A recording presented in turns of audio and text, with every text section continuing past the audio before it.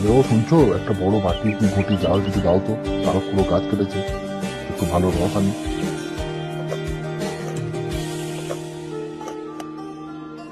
কি গো, কি হয়েছে, বসে রইলে যে? দাও না একটা ঘুটি। টেনতে টেনতে সব কোথায় গেল এরা? তুমি তেল মেখে বুঝিস হবে না? তুমি মনে মনে কি ঠাউরেছো তা বলতে পারো? কেন কেন, কি কি আবার, কি কি হয়েছে? তুমি কিছু জানো না? কি খোঁজ রাখো না? অত বড় মেজার ঘরে সে মাছ ধরে আর রস খেয়ে দিন কাটায় কি করে? তোমার একই গুজব উঠেছে তা জানো? কেন, কি বুঝো? কি গুজব জিজ্ঞাসা করো নিয়ে চৌধুরীদের বাড়ি। কেবল বাড়তি দুলে পাড়ায় ঘুরে ঘুরে জন্ম কাটালে ভদ্রলোকের ঘরে বাস করা যায় না। সমাজে থাকতে হলে কিছু নিয়ম মেনে চলতে হবে। আচ্ছা আচ্ছা আচ্ছা, বেশ বেশ। এক ঘরে করবে গো, তোমাকে এক ঘরে করবে। কাল চৌধুরীদের পল্লী মণ্ডপে এসব কথা হয়েছে।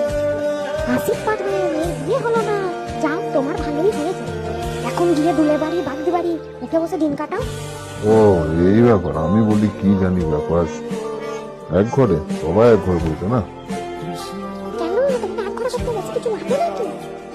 ভারী মেয়ে হয়ে উঠলো 15 বছরে, বাইরে ঘুমিয়ে বললে কি হবে? লোকে চোখ না। সশরীরে যতক্ষণ স্ত্রীর সম্মুখে বর্তমান থাকিবেন, স্ত্রীর গলার সুর ততক্ষণ কমিবার কোনো সম্ভাবনা নাই বুঝিয়া সহায় হরি তাওয়া হইতে তাড়াতাড়ি একটি কাঁসার বাটি খাইয়া লইয়া খিড়কি জোয়ার লক্ষ্য করিয়া যাত্রা করিলেন।